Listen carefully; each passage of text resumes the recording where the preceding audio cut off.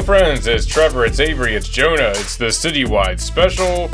The Eagles get crushed in Tampa. The depleted offense fails to get anything going, while the defense has no answers for future Hall of Famer Baker Mayfield. Can the Eagles get it together after the bye? Can we expect the team to improve, or are they just mediocre? The Phillies will face the Mets in the NLDS. Will the time off do well for the team? Should we be afraid of the resilient Mets? The Flyers wrap up preseason tonight against the Devils. All signs point to Jett Luchanko making the opening day roster. Could the 18-year-old make it past the 9-day tryout period and stick with the NHL squad? Sixers training camp begins in the Bahamas. Joel Embiid lays out plans to take a step back and preserve himself for the playoffs. But how will this actually pan out? Well, that and more coming out right now. How's it going, fellas? You know, can't complain.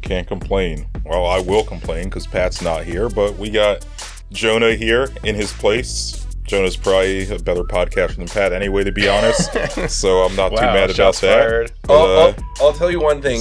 If I lose a shot bet, I'm good to show up for it. I'm not going to get sick suddenly the day of recording. Yep. You know, I will be there. But no, I appreciate you guys putting out the bat signal. I'm happy to be here. I'm happy to talk sports with you. This is the best time of year for sports. Everything's, going off. So, and this week was insane. We were just talking about it. There's so much news to break down. Yeah, it's good fall week here in Philadelphia. It is nice fall evening here, nice breeze, it was 70-something degrees today. It was really nice out today in the afternoon. It was like a nice 75. It felt amazing. It felt incredible out. Yeah. I had to be in the office today, so you were in the office yesterday. I got to enjoy my little walk to Trader Joe's, but that was about it. You were in the office yesterday. I seen you walking down Snyder. Oh yeah, I'm back to 2 days. That's ass. My summer of 1 day a week is over officially. I'm back to 2 days in the office, which is fine. It's not. A lot of people have to do worse. That's true. Yeah, some people have to go in the office all the time. Yeah, it's like the worst. Like people that complain about having to go in for like 2 days a week. It's like, well, it wasn't that long ago. I had to go in 5 days a week. So I'm not really every Philadelphia City employee is listening to this right now. Yeah, being like, Trevor, shut up. Yeah, I should really shut up. I have to go in the office like once every 3 months, and I bitch about it. Yeah, I guess I don't really have a leg to stand on in this, so I'll shut up. Yeah, I mean I feel like the Philly city workers just have to hope that some kind of Eric Adams like scandal comes down on Sherelle Parker to get them back on their work from home schedule. Yo, what's the latest with that? It's so funny. It's like the best story because I feel like in terms of government corruption or whatever. Like I remember when that whole Donald Trump trial was going on. I still don't really understand what that was about, and I honestly don't care. It's like, this is just a bunch of business rich people bullshit. Like, I'm sure people do things like this every day, and I really don't care that much. Whereas the Eric Adams stuff is literally just like someone handing him a big sack with a dollar sign on it. It's just like the most like naked, just cartoonish corruption you could think of. It's also a lot more relatable because he's getting like business class airfare tickets, it's not like he's getting like nice little perks. It's not like Turkey. The weird nebulous like whatever Trump like geopolitics stuff is happening. But then also it's very relatable because half of the texts that are in the legal documents are him being like, hey, don't tell anyone we're committing crimes right now. Like, just try to keep that on the DL. Like, it's like if anyone asks, we're being legal. Yeah, it's great how in the year 2024, people that are in high places of power still have not figured out that you shouldn't talk about doing crimes on text and email. But it is funny that how they apparently still can't get into Eric Adams' phone because he reset the password and it was incredible. Like, I forgot what it is. Which, I mean, pro tip, never use the fingerprint unlock, never use face thing unlock because they can force you to do that. But if you forget the code, they can't. Are you suggesting that after all of this, Eric Adams is actually low key, kind of a genius? Yeah, actually a criminal mastermind, honestly. But yeah, I'm trying to think what the equivalent like Sherelle Parker scandal would be. Yeah, I don't know. It would be. Well, I was thinking it would be that she's secretly been accepting, dark money from Taiwan nationalists, and that's why she pushed this arena to destroy Chinatown. I figured it'd be a good arena tie-in. I can figure out what it was. Yeah. Well, and it would have to be favors to break up the one Chinatown policy. Favors in the form of like chocolate martinis, something that we know that she's into. Yeah. It's going down though. We'll see. We'll see. I mean, this arena thing, it's going to be going on for the next 7 to 8 years, so plenty of time for her to get caught up in some shit, I suppose. Yeah. I'm surprised that I'm not sure if you guys saw this, there was a documentary that came out a couple months ago about, showed Philadelphia with the downtown arena and the horrors that might envelop the city. I didn't see this. Yeah, it was called Trap, and it's about a serial killer who takes his daughter to it's the M. Night Shyamalan movie, the new one. Okay. And I heard that was bad. It's set in Philadelphia, but it was filmed in Toronto, and it's about like a Taylor Swift style pop concert where this serial killer takes his daughter to go, and the whole thing is a trap. So the concert is supposed to take place in the Philadelphia arena, but it's clearly downtown. And so it's the whole time I was watching it, I was just like, this is what's going to happen if we build the downtown arena. There's going to be a serial killer on the loose running around. But also, that would be great for Nick Castellanos' numbers, I feel like. If there were like a crime spree breaking out. Oh, yeah. If there's a Philly serial killer. Yeah. I don't know if he's still playing then. I mean, he'll be like damn near 40, but he might still be around. He might just go on the heater to end all heaters. If he's 40, that's happening. Nick Castellanos becomes the first 40-year-old to hit like 60 dingers in a season. I mean, he'll be just playing in Japan, but just hitting a home run every day. There's a murder in Philly. His career is on the downslope, and then suddenly the butcher begins his crime reign, and he's like, "What's happening? I'm back. I've rediscovered my form." Yeah, he comes back to the majors. That could be another M. Night Shyamalan movie. Set when he does the Trap cinematic universe. Yeah. Dude, I'm surprised there hasn't been. I mean, there will be when Castellanos retires, a 30 for 30 on him hitting all these home runs when just tragedy strikes. Yeah, it's really funny. I mean, we got. I feel like maybe it's too many days, because I feel like it's usually like on the day that some news comes out. So I think we missed the window on the Pete Rose thing. Not that that's like a tragedy. No. he's just a shitty guy that died. But I mean, Dikembe Mutombo. Yeah, I watched truly tragic. I watch the Tom Brenneman video so often that YouTube recommends to me other Tom Brenneman announcing moments. It's no, this is the only one I'm interested in. I do not care about the rest of his career. I'm surprised YouTube doesn't recommend to you other Nick Castellanos tragedy home runs. Yeah, that's coming.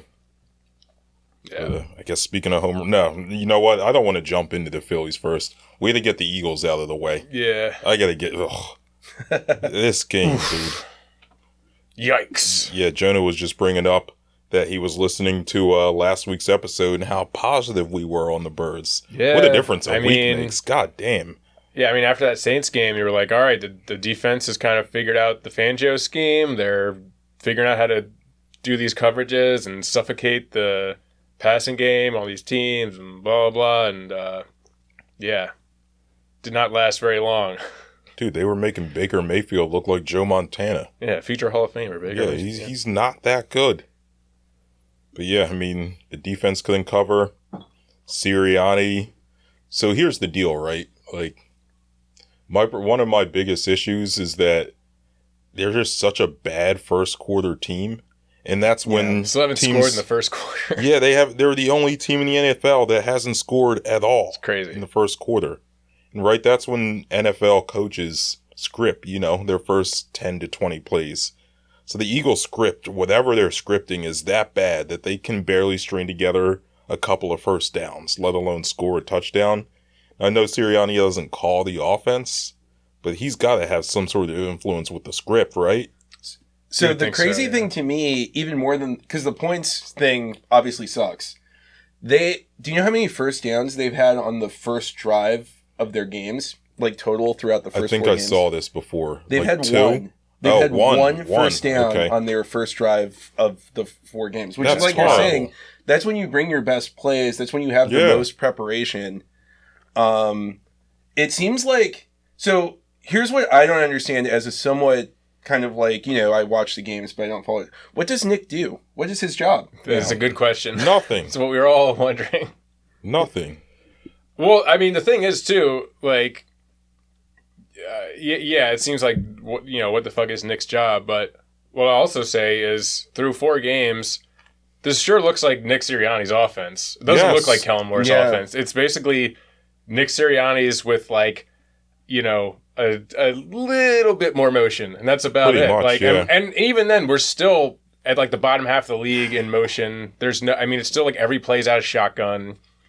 I mean, I guess I can kind of excuse it a little bit, maybe last week, because it's like you're throwing all these guys in the these skilled positions because you're down AJ Brown, Devontae, all this stuff, and maybe you want to keep it as simple as possible.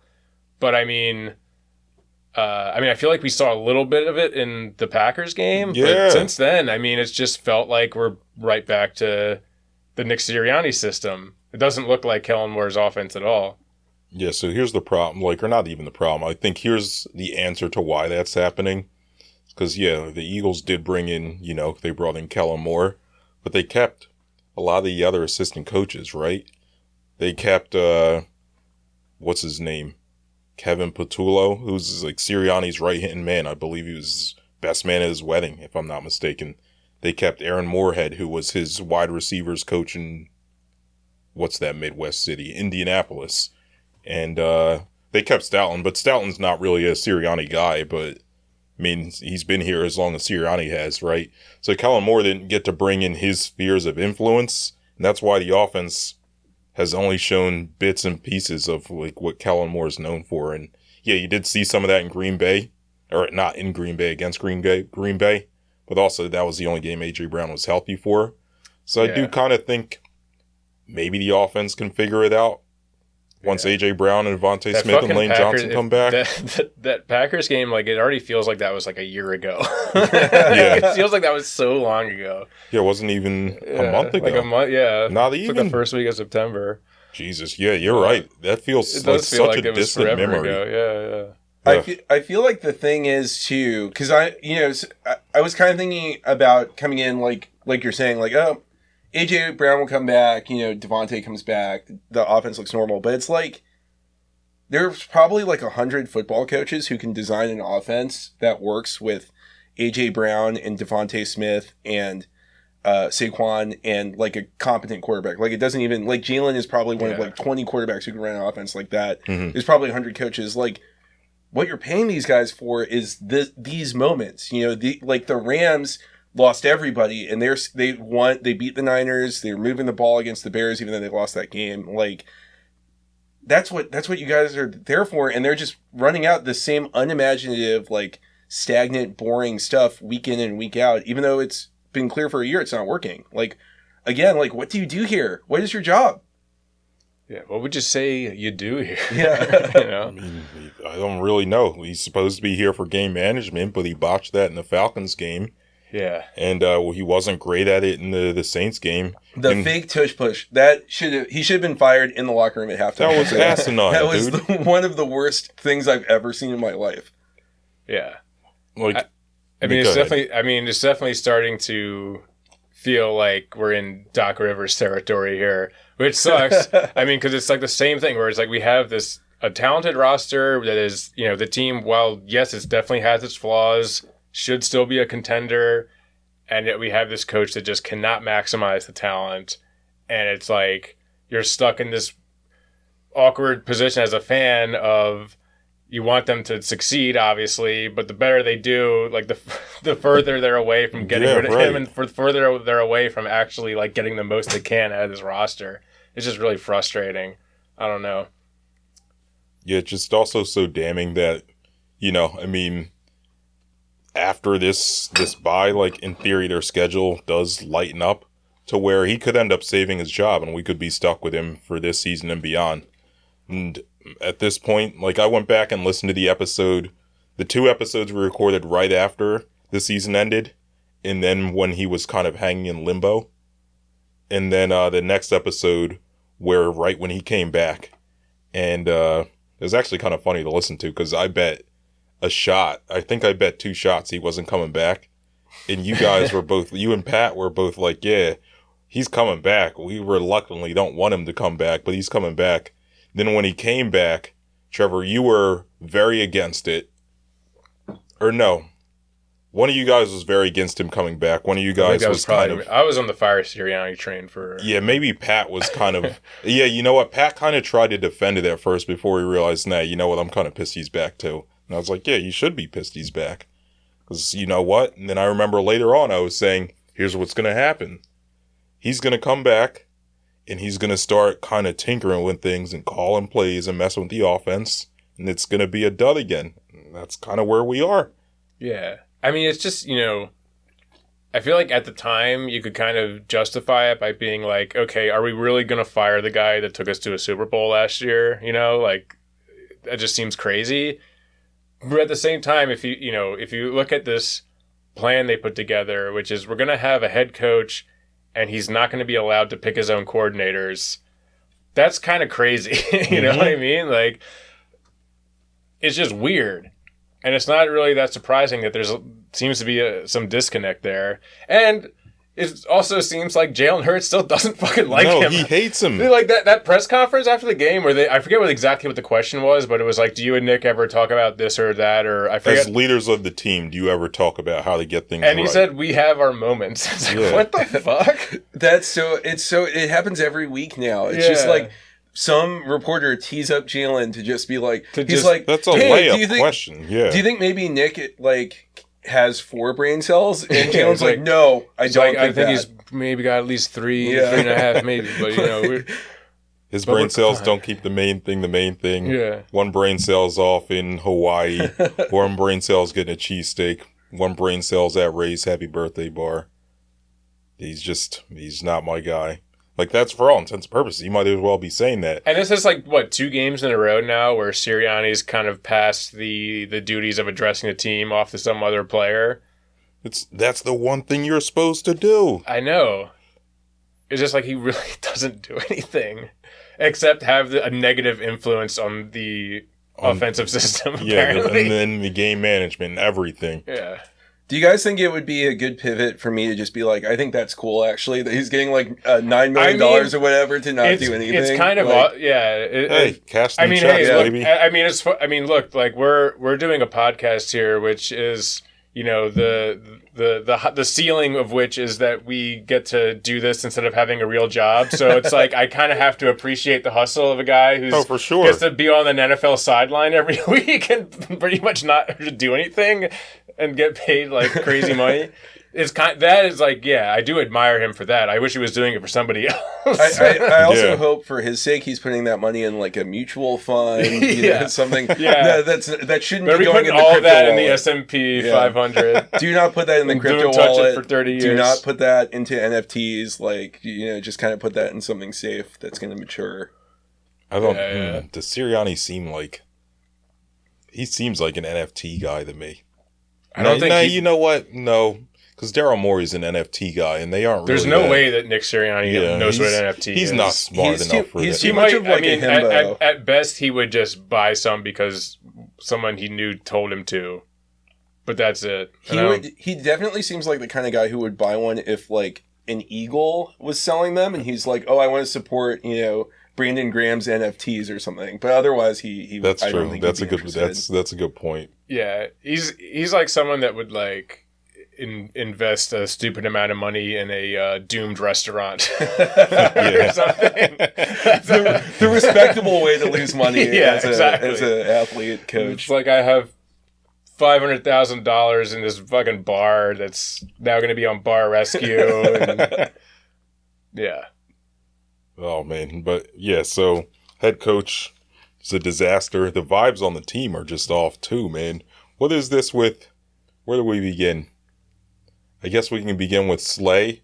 after the game the other day. Yeah, posting his stats. Just posting all his stats. Not even. So the game ended. Let me pull up the tweet, actually. How old is Slay? He's 32, 33. Yeah. You can tell he's old because he's posting this onto Twitter. If he were like a good cornerback, he'd be on TikTok, Instagram. He wouldn't be bothering with Twitter. Yeah. That's the old millennial social media platform at this point. Yeah. Yeah, so the game ends, it's probably like 4:30.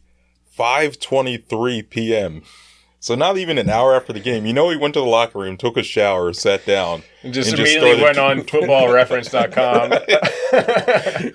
I just want to say I appreciate him doing that, and I think he should be going to footballreference.com during the games, after in the middle of the week, whenever you want to go. Slade, just feel free to pull it up on your phone. Yo, I'd be playing Immaculate Grid every day, dude.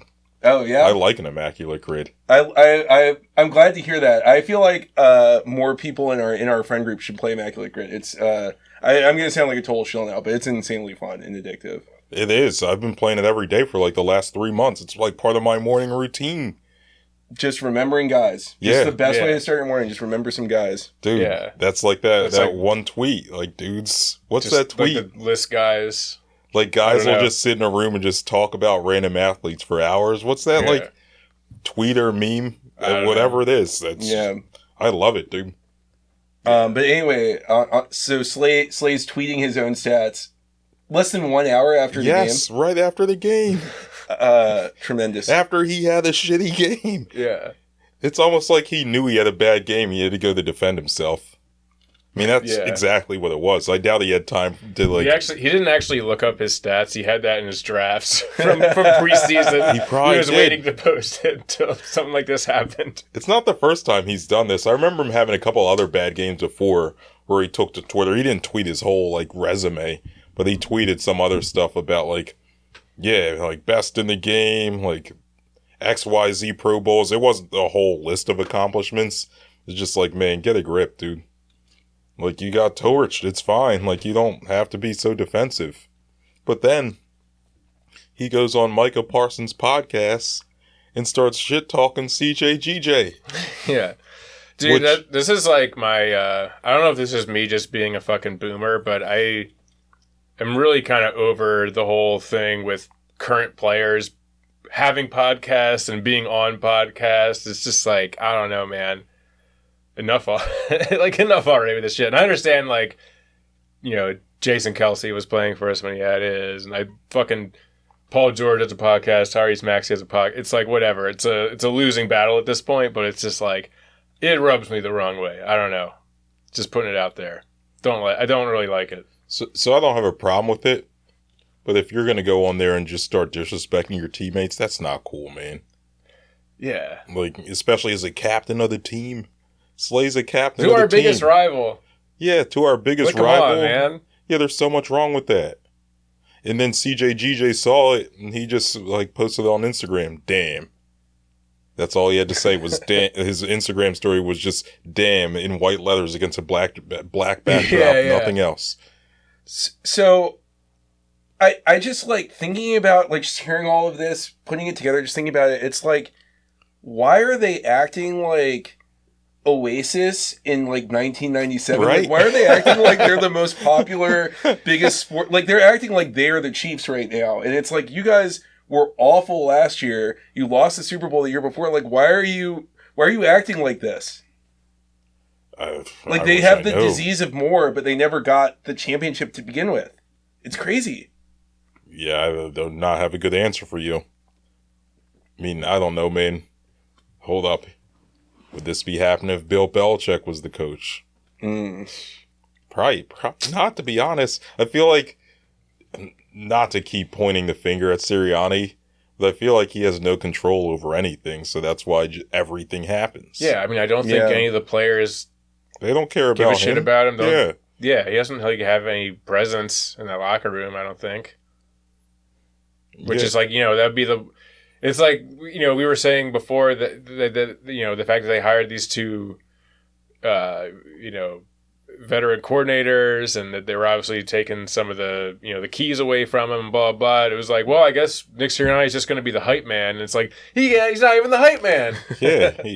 He didn't have anything to say after the game in the locker room. It's just like, fuck, man.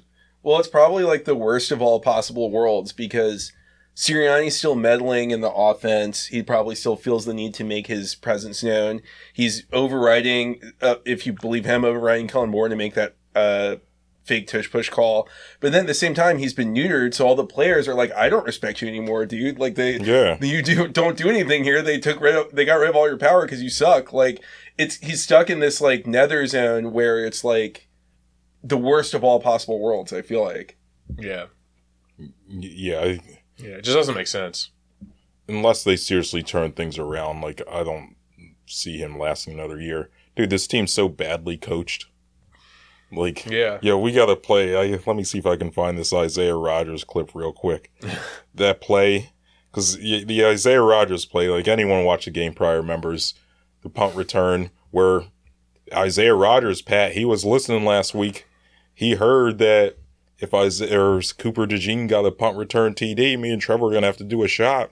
He had our back. He's like, I'm coming for Cooper DeJean. So, yeah, that play where Cooper DeJean's lined up for the punt return. Yep. Isaiah Rodgers is the offensive guy supposed to be blocking and then just shoves the defender right into him. He tried to say he thought it was a savvy vet move. What happened on the punt? Me being a gunner in my career, I know not to hit the punt returner. So with me guarding him, I thought to myself, I'm going to push him into the returner and get the flag because that's part of the game. So I kind of thought it was going to be a flag, which it was, but they eventually picked it up and said because. Oh, it's buffering. Oh no.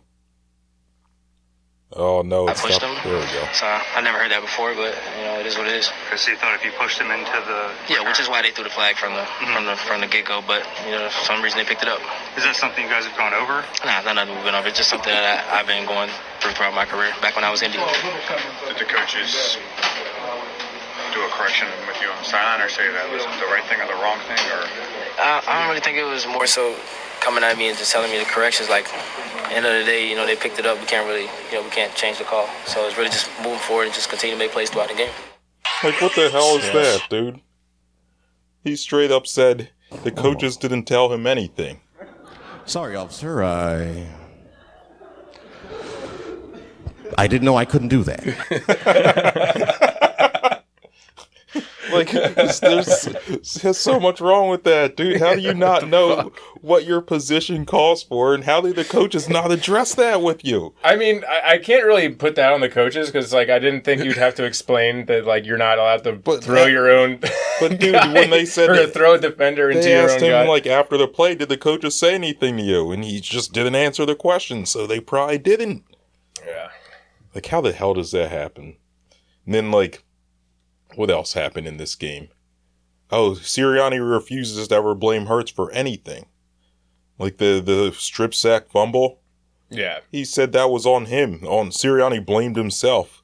Which, if you watch like the film, like Fran Duffy did a pretty good breakdown of it, where the tight end is really at fault for that. The tight end runs a terrible route and like gets beat like off his spot, and like Hurts has to hold the ball, but still, it's like when you see the guy when you duck a pass rusher, like he doesn't disappear, he's still there.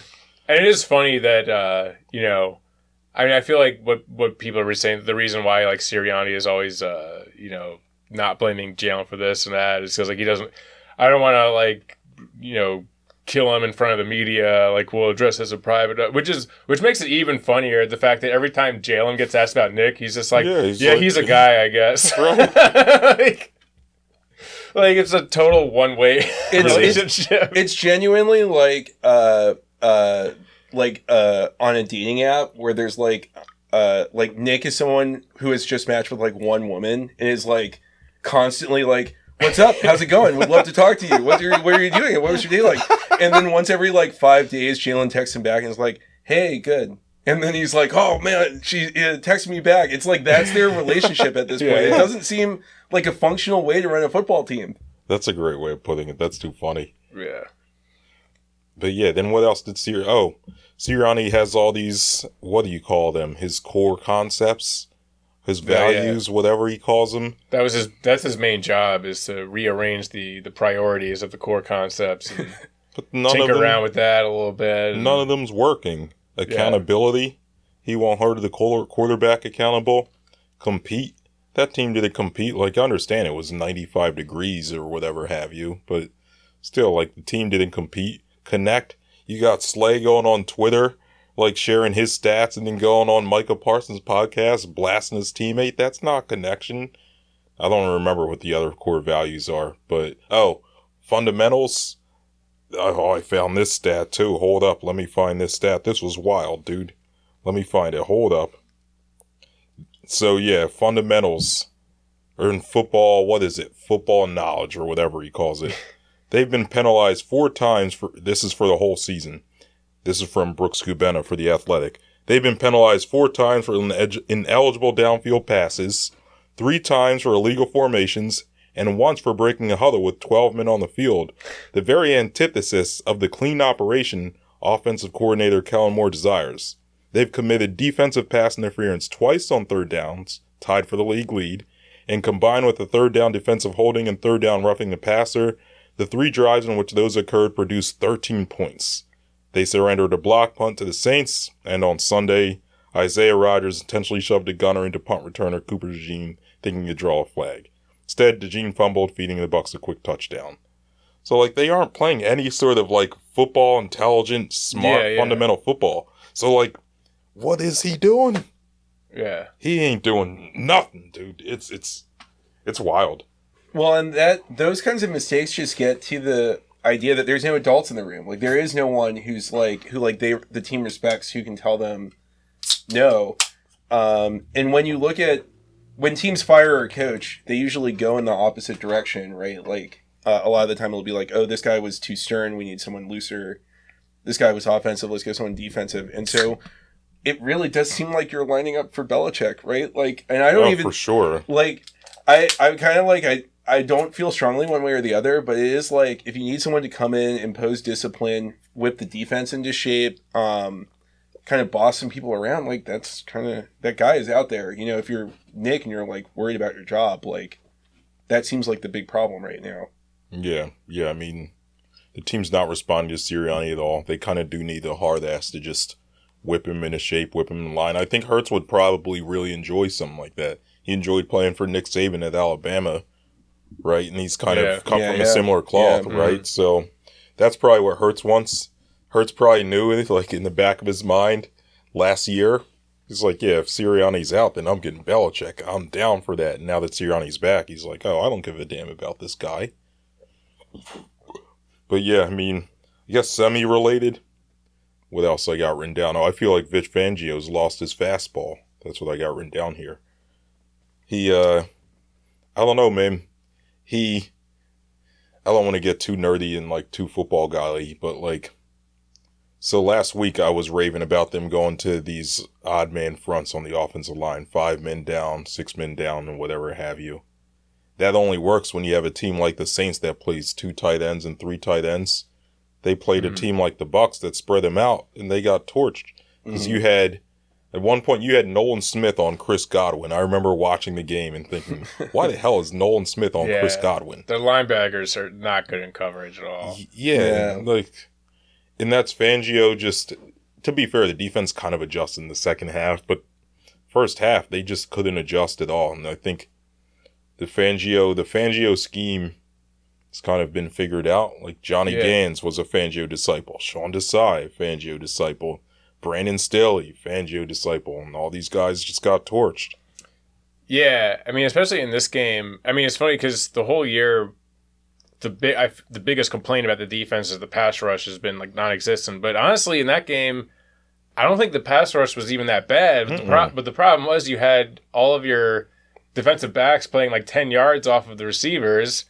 So, and Tampa Bay's whole thing, and what you knew going into this game, is that they get the ball out quick. That is their style, you know. So it's like you needed that extra like half second to get your pass rush home. But meanwhile, like there's an open receiver because they're willing to take that like 5-yard pass and just keep doing that the whole time. And they know our defense can't tackle worth a damn. Yeah. The missed tackles also just compound the problem, and it's Yeah. Yo, I do have to give Pat his flowers here real quick. Because before we even started the pod, I'll never forget this. We were hanging outside the Wawa on Delaware Avenue on New Year's Day a couple years ago. It's the year we started the pod. And we got into a heated argument about Avonte Maddox. I was defending Avonte Maddox because Avonte, his first few years was nice. Mm-hmm. Yeah. Avonte Maddox is washed. Pat, I will give you that if you're watching, if you're listening. When you watch, when you listen. It's like he might not even watch or listen. He never reads any of the notes or anything. He's just not a good podcaster.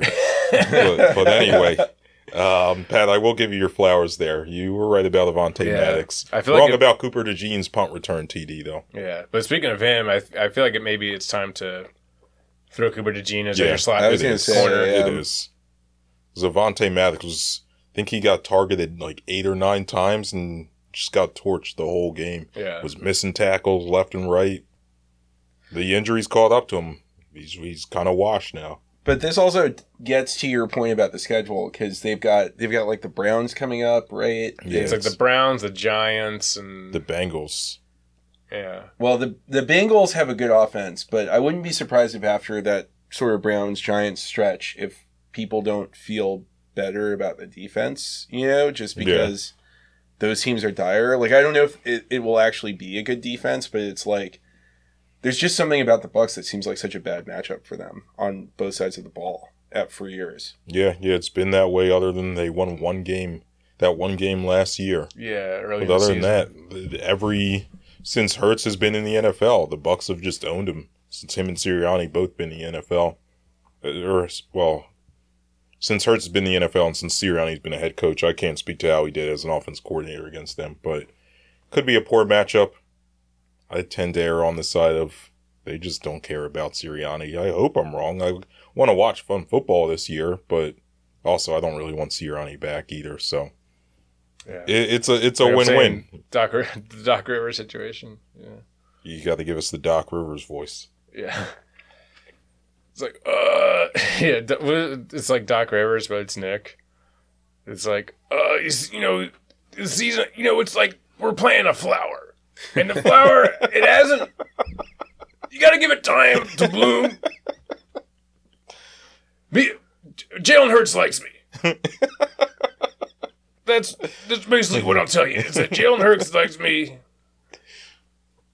I could actually see Doc saying that on a podcast. Just out of nowhere. Yeah, and he'd totally be lying out his teeth too. Did you guys? I don't want to derail the podcast, but did you see that Doc has been saying that the reason the Bucs were bad last year is Dame didn't work out in the offseason?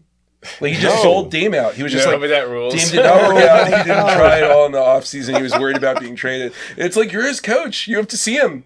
You have to coach him very soon. Really just threw his second best player, like future Hall of Famer, that far under the bus? Threw him under the bus. Good God, dude. Yeah, you know what I am excited for? The problem is that my players, they're all fat and lazy.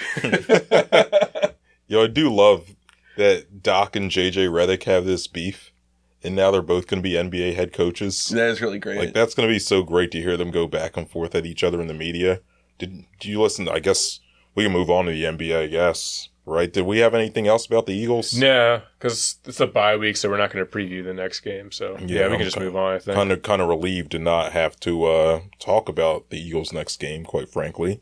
But it seems like everyone needs this bye. The team, the fans, the city. We all...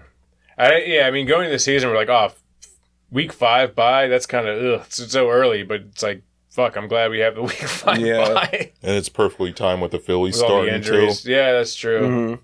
Yeah, this weekend is for the Phils. I guess I was going to bring up NBA stuff. We'll come back to the NBA stuff. Should we slide into the Phils? I feel like that's the big thing. Let's slide into the Phils because we got our anger out of the way. Thought we were going to have the Brewers there. Hey, that was a wild game. Yeah. Yeah, that game was crazy. Sick. Yeah. But got the Mets.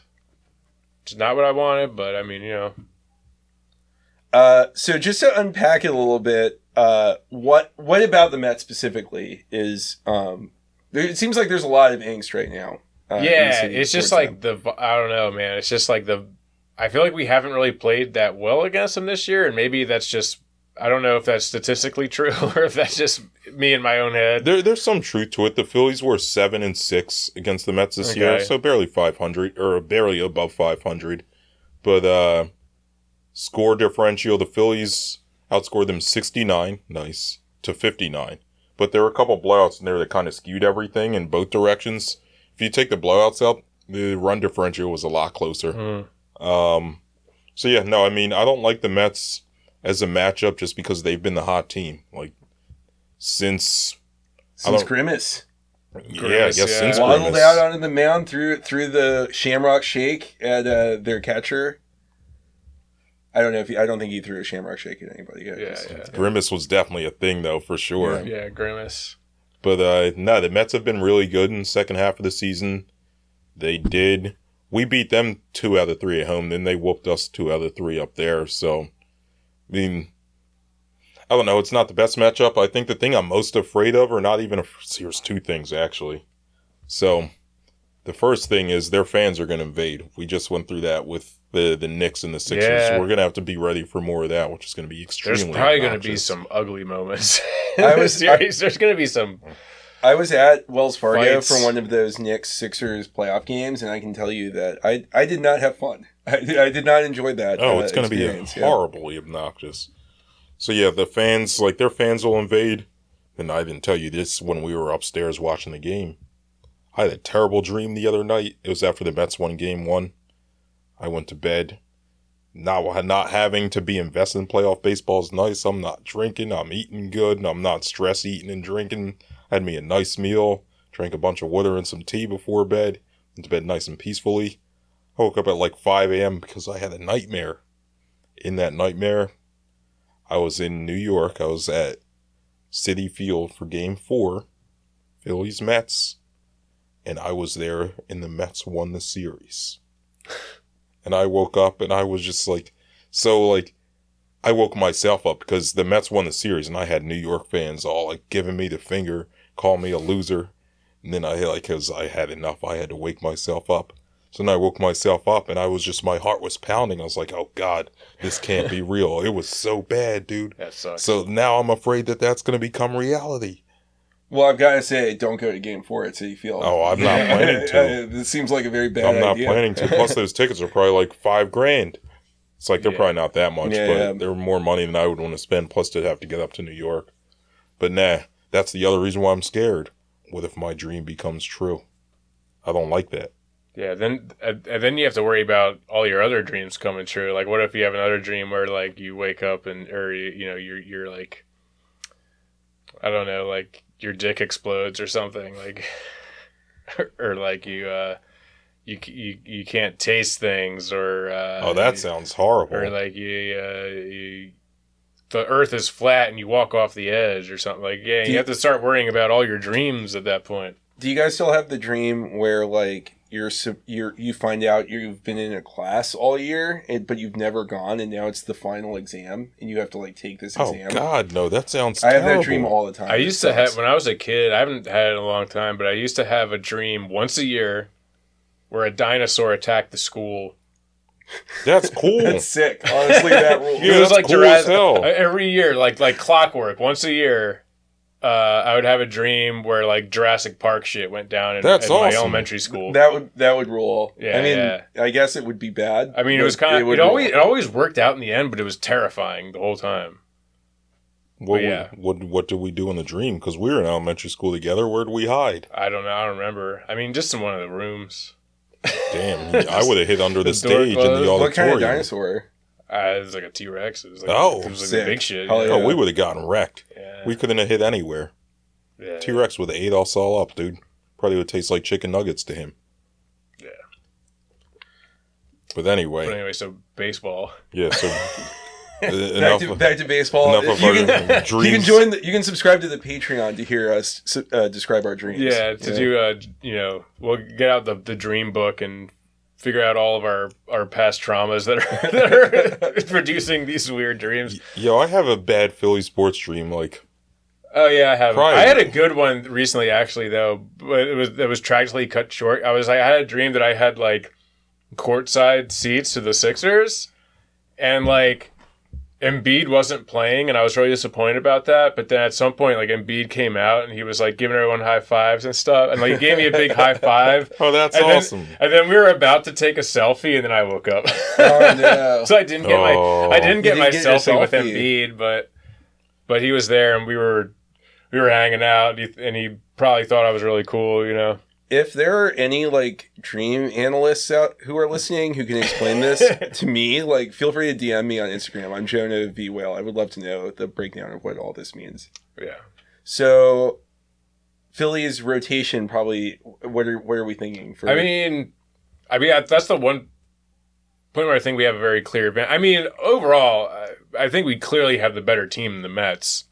That's not the part that scares me. It's just kind of the vibes. And it's just the randomness of playoff baseball. Yeah, and the randomness. I mean, I guess what I will say is that, you know, going into the offseason, the fear about the Mets is like, oh, they're such a hot team, and blah, blah. And while they did pull this out, they haven't looked great. I mean, they went, up until that, what was it, the fucking ninth inning where they scored 4 runs, they were like, they were scoreless for how many innings consecutively? 15. Like, yeah. And Lindor had their only 2 hits. Yeah, they were being 2 hit. Yeah. So, I mean, you know, it's like, it's one of those things like your brain is telling you that the Phillies are clearly the better team and have the advantage and all those things, but my heart is telling me that everything's going to go wrong. Yeah. Like, you know? I mean, we witnessed it last year in the NLCS, so that trauma still lives with all of us, man. The body keeps the score when it comes to postseason baseball. Yeah. That's the thing, though, is that, like, you can try to intellectualize it, and you can try to vibes it out.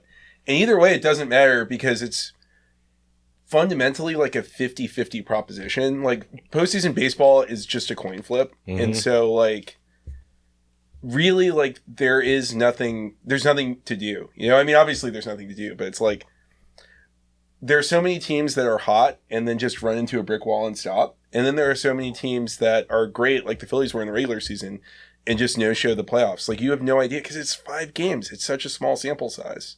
Yeah, you really have no idea. Yeah, I mean, one player can get hot and carry you through that. And it doesn't matter what your record was in the regular season. I mean, look at Detroit. Detroit's a great example of that, right? Like, they took on the Astros, which is this quote-unquote dynasty, whatever, cheating-ass dynasty, but they took on the Astros, who have made 7 straight NLDS or NLCS. ALCS, yeah. ALCS, I'm sorry, yeah. 7 straight. And they took them on and just swept them in 2-game series.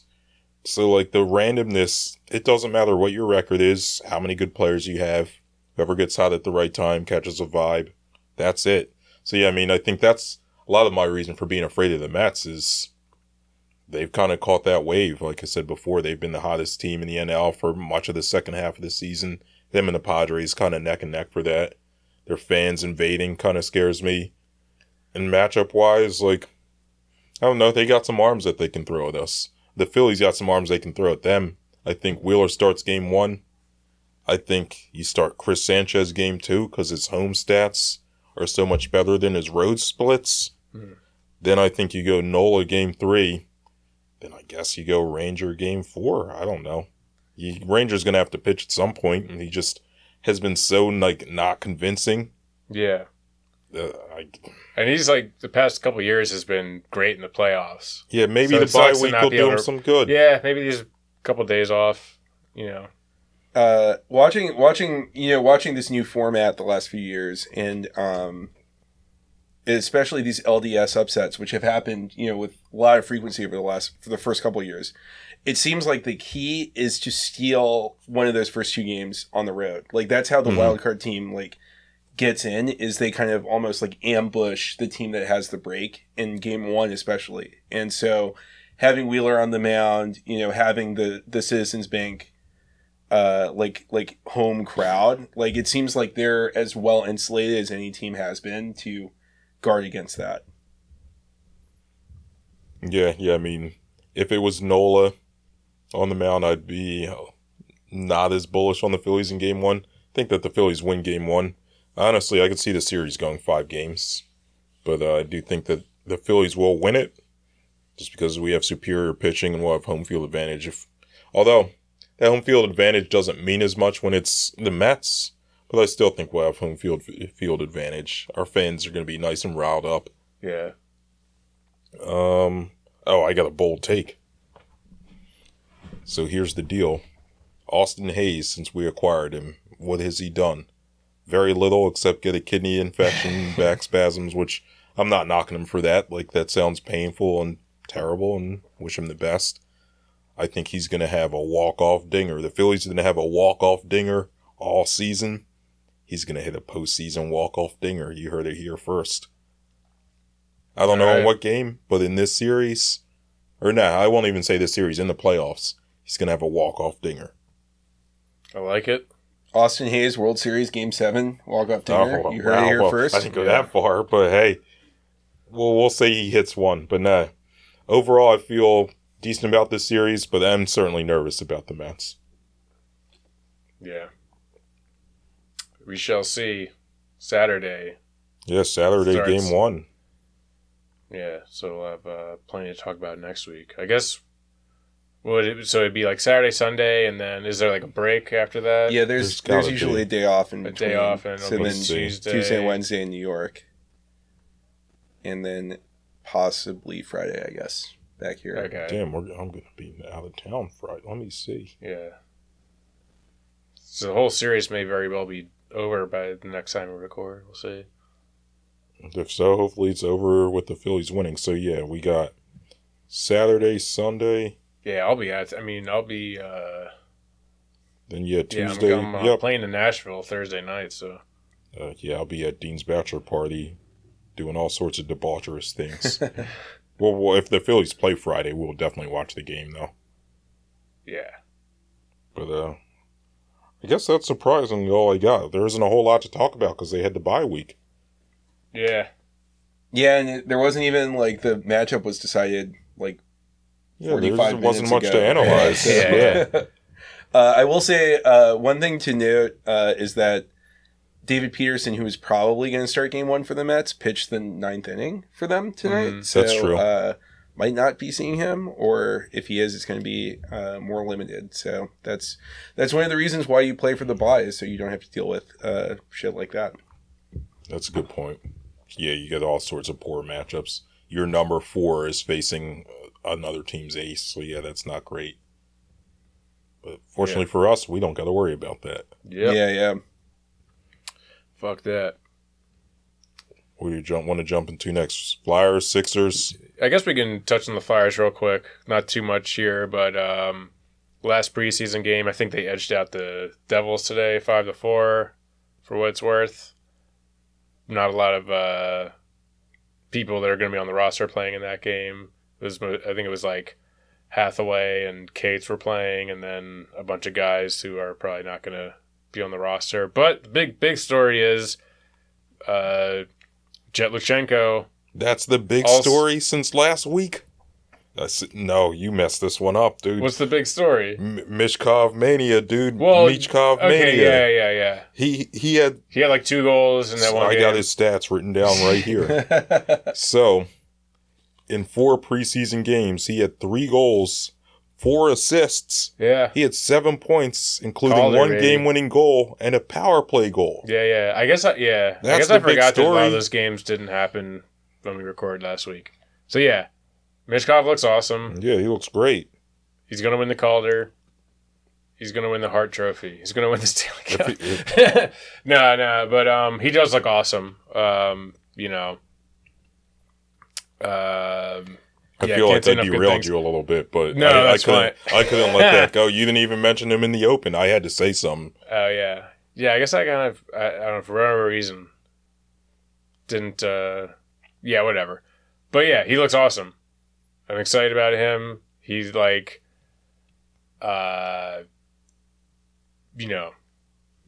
looks like he's gonna not just be like a guy who belongs in the NHL, but should be like a really fucking good player. And like some of this his ability to protect the puck and his vision is insane. Wild. His passing is so good. Passing is crazy. Like he's like good at setting people up. And still has a really good shot. He had that overtime winner. Yeah, that was awesome.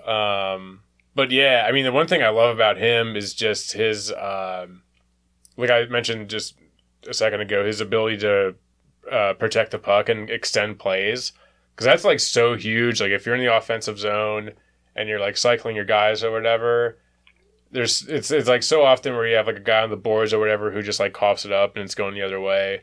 But like if you have a guy who can like maintain possession and like extend the play for even just a few seconds, that oftentimes is enough to like get somebody open, give yourself a scoring chance. And he's been like excellent at that.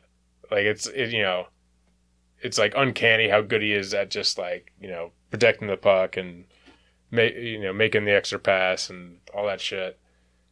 Yeah, so I'm excited, and it looks like the team has welcomed him with open arms. I know like that was the one like sort of cautious knock against him during his draft years. Like he had some of that like quote unquote locker room cancer speculation because he's kind of like, I guess, a hothead or whatever, which is like whatever. He's like 17 years old and he's like one of the best players one of the best prospects in the world. So it's like, yeah, no shit. Like I'm sure he does think highly of himself, but like the team has really seemed to embrace him. I think it looks like he's going to be a really good fit with Tortorella, which was another kind of concern that, I don't think is going to be a problem. So yeah, he looks awesome. And he's probably going to win the Calder Trophy. Yeah, I think the thing I was most excited about watching is how much more life he gives the power play. Oh, yeah. His passing and his vision. But he also, like his power play goal, it was like a greasy-ass goal where he's just popped in front of the net at the right time and just pushed the puck in. Whereas, like, the Flyers, like, they've had some power forwards that'll get up in there, but they haven't had, like, a forward like that is multifaceted, that will get behind the net and then sneak up in, just poke in a greasy goal like that since I don't remember how long. He's just so diverse in his offensive game, just as far as a scorer, as a passer, as a playmaker. Like you said, as far as his puck handling, it's very good. Not the fastest skater, but fast enough. Not the strongest guy, but for like a shorter guy, he's pretty stout, dude. Yeah. So I mean, that's the thing. Like, yeah, I mean, like I keep going back to the puck protection thing, and it's like, yeah, I mean, he's not the biggest guy, but he can still like maintain possession like he is a big guy. You know what I mean? Yeah. So, and yeah, to what you're saying about the power play. I mean, how many times last year were we saying, if this team only had just an average power play, or even a below, just anything above awful, they would have been in the playoffs. Yep. Like they literally made it so to the last having a guy game like of the that year. could be enough to put them over the hump and at least get in. Yeah, so that's cool. We got your boy Kolosov came over. That happened since last podcast too. I guess, yeah. A lot of stuff happened last week. Yeah. We missed losing out. track of time. Yeah. But yeah, he came over. I think he did play tonight. Unclear like what's gonna, I mean, I guess he's gonna be on the Phantoms. I don't know. They said that they settled the differences between his agent and the team or whatever. Means. I don't know. I mean, he's clearly not going to be guaranteed a spot on the NHL team, which seemed like that was the sticking point. So I mean, I don't know. Maybe they found him a nice house in Allenton in Lehigh or whatever. I don't know. They found him a nice Belarusian. Is that Belarusian or Belarusian? Belarusian. How do you say that? Belarusian? I think it's Belarusian. Belarusian? I'm sorry. If anyone from Belarus is listening, I apologize. Belarusian? But they found him a nice community up there of like-minded people from his country. He's probably vibing, dude. I hope. Yeah. I mean, whatever it is, they worked it out, which didn't look like it was going to happen. I thought, a couple weeks ago, I thought, like, well, this guy's gone. Yeah. But, I guess he'll be sticking around, which is good. You give us a decent power play and some competent goaltending. Tell you Got what. a stew going. making the playoffs, dude. Yeah. I call, how many shots did I say I would do? 3? I don't remember. 6? No, last year was 6. This year I think it's 3. This year you got to double down, 12. No, this year 12. Because last year... They're more likely to make the playoffs this year. Yeah, that's why. Yeah. Last year I knew it was a long shot, but they made me sweat it out to the very last game of the year. Of the season, which I was at. But this year I think 3. And I think they have a good shot. Like, yeah. We'll talk about it more as the season goes on, but I think they're the 7th or 8th best team in the Eastern Conference. I do. I do. Me and Dean were talking about this the other day. It's not kind of a juggernaut of a conference, that's for sure. So, yeah. Flyer up, baby. Let's go. Yeah. And then Jett Luchanko. Oh, yeah. Still your there. boy. Yeah. He's still there. I guess we'll see. I mean, it looks like at this point, based on the fact that he wasn't playing in this last game, tells me that he's on the roster to start the season at least. I imagine they'll just give him that 9-day tryout period and probably end up setting him down, but I don't know. It would be kind of crazy if he just he sticks and makes it on the team.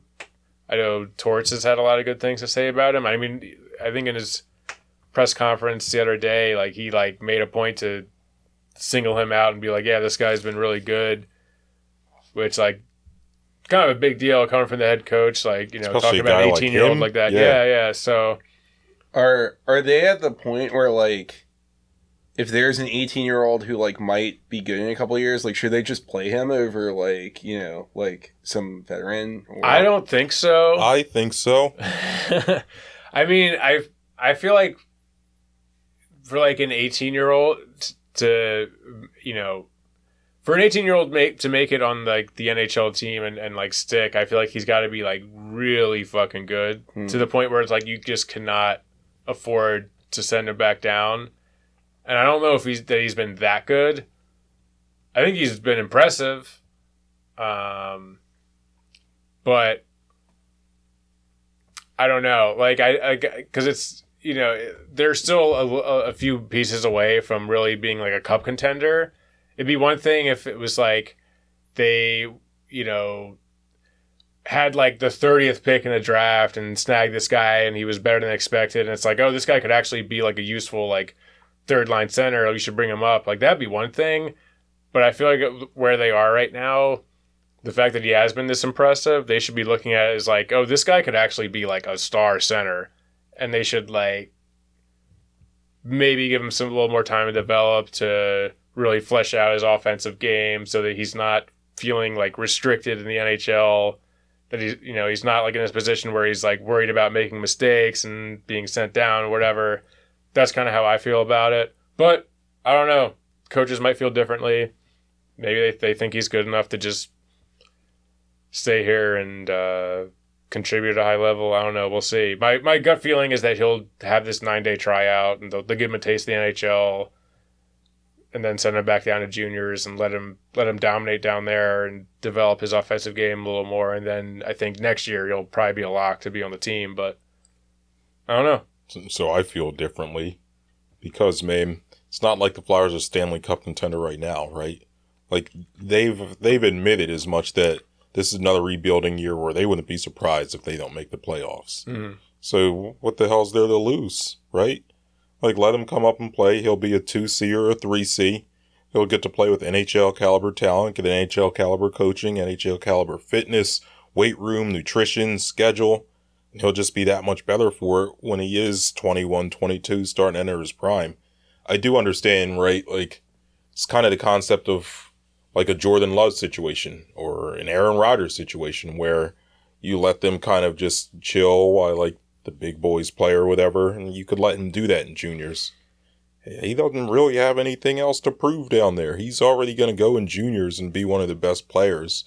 So it's kind of like let him play a league up.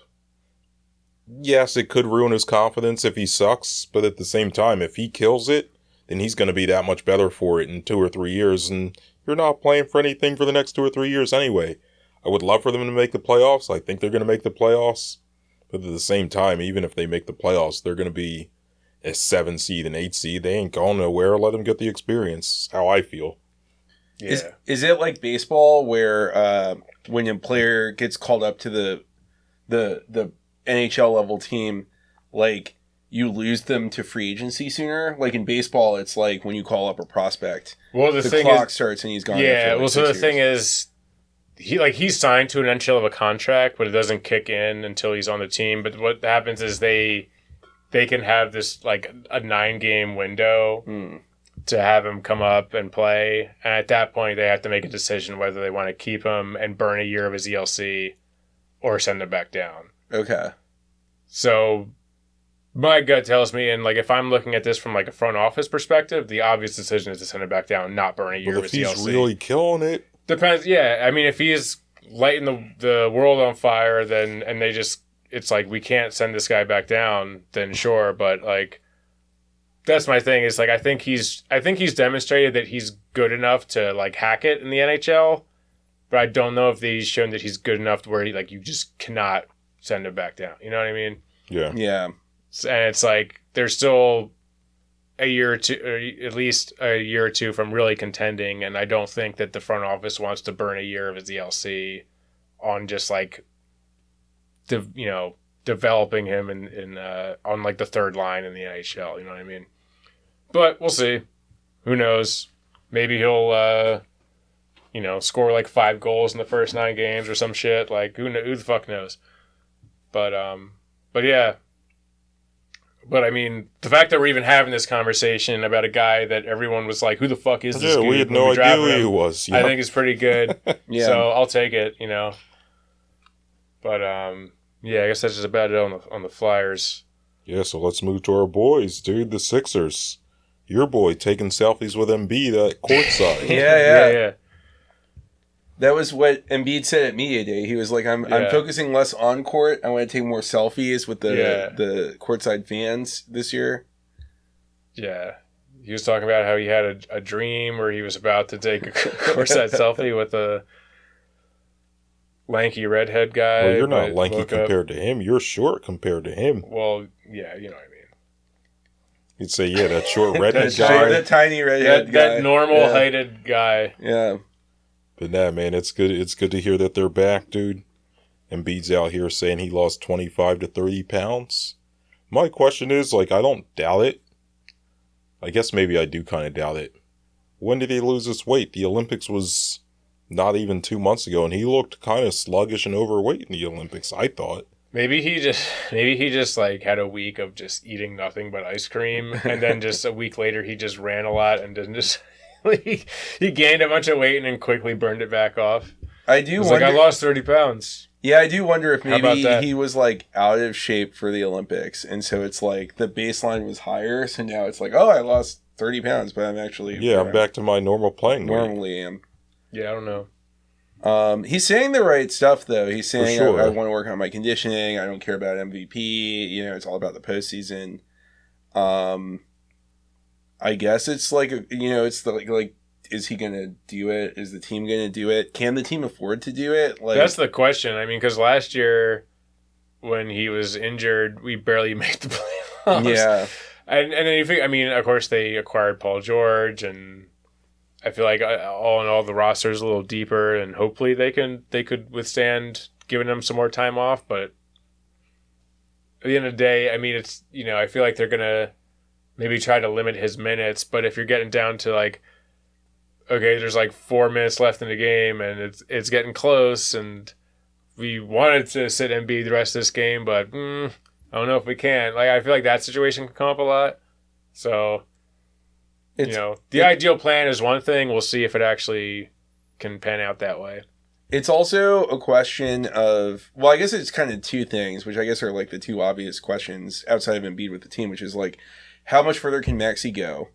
Because last year, Maxey was great last year, but he was not like ready to be the number one A1 guy on that team when Embiid was out. He needed Embiid there.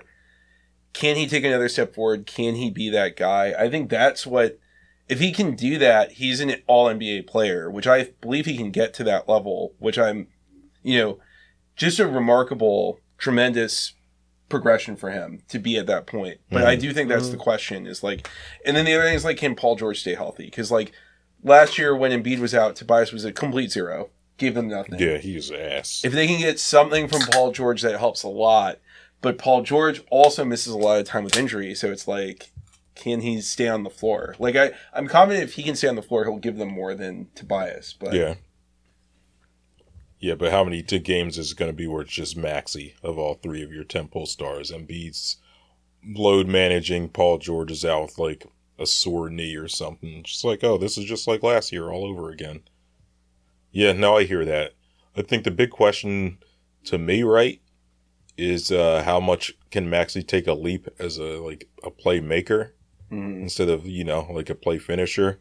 So yeah, Maxey was great last year, like scoring buckets, knocking down threes, getting to the free throw line, whatever have you. But in terms of making his teammates better, you didn't really see that a whole lot.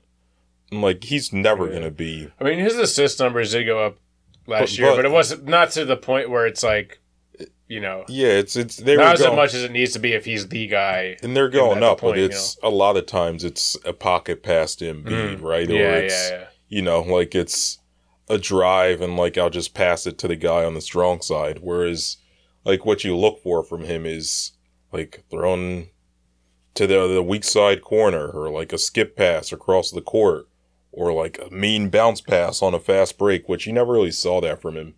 Whereas I feel like that's the next level of his development because then teams will have to respect the pass and it's going to make it easier for him to score. And like, to be fair, like Maxey's gotten better every season, like exponentially better every season.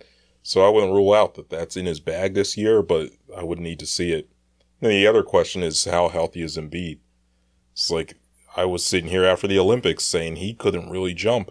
Even when he was going off against Serbia making me cry, he wasn't really jumping, dude. Like, he had a little lift on his jumper. There was the one dunk where he dunked it and, like, kind of rolled over to save impact on his knee. But how healthy is he? Like, is he going to be able to run up and down the court? Is he going to be able to not run a fast break, but, like, if he's leaking out, like, get under the bucket, get easy post positioning? Like, is he going to be able to battle these stretch fives we'll talk about in a minute? Right? Like, I don't know. That's the other big question. Is Embiid's health, for me anyway, and Maxey's ability as a playmaker. Yeah, I think Embiid's health is obviously, like, it's like the number one thing that's going to always has been, yeah. This season. And it's like, seeing him at the Olympics and thinking about this team around him, it's just like, man, I wish they had this team 5 years ago. Like, I wish that, like, this is clearly, like, the first time every piece makes sense. Everybody is going to know their role. They're all going to be able to play off of Embiid, like, incredibly. Like, this team just is well built. And it's the first time he's ever had a team like that in his career. And, like, the tragic thing is it might be too late. It might be that he can't move. He can't jump the way he used to. But there's nothing you can do about that at the same time. And I guess then to the Maxey, like, kind of playmaking thing, it sounds like the team's committing to that because Nick was saying he's expecting Lowry to take more of like a side role, like not really be kind of a major player, which if that's the case, Maxey's really the only point guard who's going to be getting serious minutes, the only person who will be getting serious minutes in the point guard role. So it seems like the team feels Maxey's ready for that. Yeah. Yeah, I think kudos to Nick for realizing Lowry shouldn't be playing that much because he played way too much in the playoffs last year. He had to play. It was out of necessity. It was out of necessity. Like, I'm not knocking him for it. But yeah, so you figure Maxey probably takes a lot of the point guard minutes. The few minutes he sits are probably Lowry. Like, Maxey's probably going to play 37, 38 minutes. Lowry gets 10, 11, 12 minutes. Reggie Jackson probably sees a little run. Yeah. So yeah, hopefully Maxey doesn't have to play too much, but at the same time they trust him with the keys and he's able to deliver. Apparently I've seen something today, like everyone was saying Jared McCain's been playing really well. That's good to hear because he had a tough summer league. Yeah, I wasn't super enthused about him after summer league. Like, I know the college pedigree was there, but then as soon as summer league came, it just seemed like he wasn't quick enough, wasn't athletic enough, which I guess summer league's a different environment in that he's the primary ball handler, whereas here he'll kind of just be able to be like a Seth Curry. Yeah. And like space the floor a little bit, which is probably a better role for him anyway. But I was intrigued to hear that he's doing well because I didn't think he was going to see hardly any playing time. He might not, but... No, but that's a good point, and especially... you kind of have to throw Summer League out when it comes to the question of, like, how will he play with Embiid? Because, like, you can't simulate that. That's not what Summer League is like. There is no environment like that outside of just being with Embiid. There's absolutely no Embiid in Summer League. No. But nah, man. Yeah, excited. Glad the Sixers are back. The thing I was going to ask you earlier was, did you listen to I guess it was the last Low post? Shout out Zach Lowe. R.I.P. Shouts to Zach. Looking forward to his next podcast, wherever it lands. Yeah, he was. He had JJ Redick on. Did you listen to this one? No, I am allergic to JJ Redick podcast appearances. Okay. I do not listen to them on any medium at all. Okay, fair enough. But Zach had actually asked him about the Doc Rivers beef. I forget what the question was exactly. But JJ would try to be diplomatic about it. He's like, yeah, Doc has his reasons. He has a right to think that way. But I'm going to do this. And it's just really pretentious kind of shitty JJ Redick. But I cannot wait for the first time the Bucs play the Lakers. That'll be good. Imagine if there's a in-season tournament showdown between those teams. Could you imagine in the finals? That would be sick. I could definitely see JJ Redick as one of the coaches that takes the in-season tournament extremely seriously. Very, very seriously, yeah. I'm sure you guys have seen JJ's quotes about Bronny. No. I might have refreshed my memory. I might have read a couple of them. It's just tremendous spin. He's doing so he's taking obviously it's the company line, which is Bronny deserves to be here, but it's also it's sort of what he said on the Low post. The undertone is also how dare you even ask? Yeah. What is the matter with it? Why would you possibly think that there was anything else involved in drafting LeBron James's son than his merit? How dare you, sir? We looked at all 35 points he scored in college last year, and we thought each one was better than the last.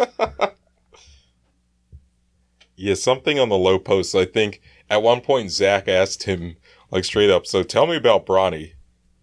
And JJ paused for a second. He's like, about Bronny? Yeah, Zach's like, yeah, tell me about Bronny. And JJ kind of goes on the same thing. He's just like, yeah, well, Bronny's here for a reason. We like him. He has a role here. He belongs. And Zach asks him, what's his role? Then JJ kind of just talks in circles for a while. This is my number one prediction. Wherever Zach sets up and does his new Low post podcast, there's going to be 79% less Lakers talk than there was on when he was at ESPN. That's the ESPN it was bit. Every week there was some kind of Lakers segment. Cannot wait to be free of. I'm so sick of the Lakers. I'm just sick of them. They're washed, dude. They've been washed. They won the bubble championship, and they haven't been the same team since. Yeah, they went to Disney World. They had a great vacation during 2020. They were the only people who had fun at Disney World that year. Yeah. And everyone's take now is because LeBron obviously looked incredible at the Olympics. And it's and AD was a key component of that team too. And it's LeBron and AD looked great at the Olympics. Could they win on the Lakers? And it's if their teammates are Joel Embiid, Kevin Durant, Devin Booker, right. At that point, I do think they would probably win the title. But that's not what the Lakers roster is right now. It's LeBron's son. It's literally that's their next best player is LeBron's son. Yeah, I can't even think of 5 players on the Lakers. It's LeBron, AD, Bronny. I think Russell's still there. He's going to get traded. Russell's there. Yeah. Oh, what do you call this guy named Rui Hachimura? Oh yeah, Rui's nice, dude. Westbrook is now on the Nuggets. Yeah, Russell Westbrook's on the Nuggets with Jokic. Yeah, he's going to be hanging out with Jokic. That's right. Going to be boosting Jokic's on-off numbers. There's so much movement in the NBA. I can't keep track. The NBA loves it. Speaking of movement, should we talk about we got to talk about Cat, because this also happened right after we recorded. Everything was popping off last week, dude. But so I don't know. What do we think? I guess I'll go first. So I think the Knicks sacrificed depth and defense for obviously spacing an offense with Cat. But Cat's ass at defense, dude. He's butt. Embiid's going to foul him out of every game, at least every regular season game. In playoffs, they'll let them play a little bit. I do think that they're going to be kind of a pain in the ass to play against, though, because now they'll be able to spread 5 out, right? You'll have Cat at center. You'll have Mikal Bridges at power forward. Josh Hart, who torched us in the playoffs. He'll be at guard. You have Brunson. Guess they won't have DiVincenzo. Who's their other guard? I'm going to say the one part of this that I'm very happy about is that I do not have to fucking play against Dante DiVincenzo in that. He drove him crazy. That is great. Why do you hate him so much? I don't know. I mean, maybe just because he's like a Villanova guy, and I don't know, man. Just like a white guy sinking threes against you all game, it just gets old. It's like, fair enough. I don't know, man. Something about him just bothers me. No, I think that's fair. That's fair. Yeah, he gave Maxey some fits in that playoff series after Maxey had that big game 5. Game 6, he was like Maxey. He was on Maxey like white on rice. He's the total like Tibbs style player package where it's like he knows his role. He shoots threes. He doesn't need the ball otherwise. He's gonna make life a nightmare for you on defense, which is why it's very funny to replace him with Cat, who Tibbs hates and who does not play like that at all, and is not the kind of personality who seems like he'll thrive in New York. Like, yeah, I don't know. Yeah, from going from Minnesota, where I'm trying to remember that one. What was that one like playoff series where he was like, "Oh, they got to come." Minnesota now. We in Minnesota now. It's like, who the hell scared of Minnesota? Oh yeah, that was against Memphis. Yeah. I mean, Cat like last year, like this was not like years ago. This was last season. He scored 70 in a loss where he got benched because the team was losing and he was just chucking the ball. It was the same night Embiid scored 70. It was the same night. It was a humiliating spectacle for him. Yeah. I think this is the rare trade that like makes them both worse and better because it's like the floor. We've been talking about the floor, and the floor is like pretty obviously lower now with Cat because this could go wrong. Cat is leaky on defense, but it is like I thought scoring was going to be their big issue. So if they can put all of the pieces of this puzzle together, and make it if Cat can just hang defensively, maybe not against Embiid, but against like a Porzingis type, stretch big, like this raises their ceiling in a way that it's like it could look a lot worse, but it opens up more possibilities where it looks better. I feel like, if that makes sense. Yeah, I get you.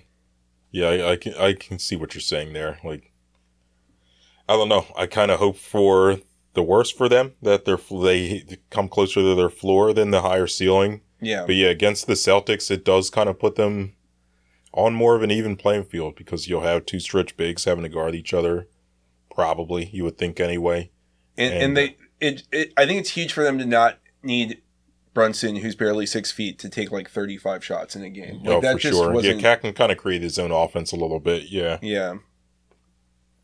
Yeah, I mean, I guess we'll see. The Sixers-Knicks games are going to be even more fun. The Embiid-Cat rivalry. I was at the game where they fought, dude. I had almost front row seats. I was like 20 rows off the court. Hell yeah. Yeah, I was at that game.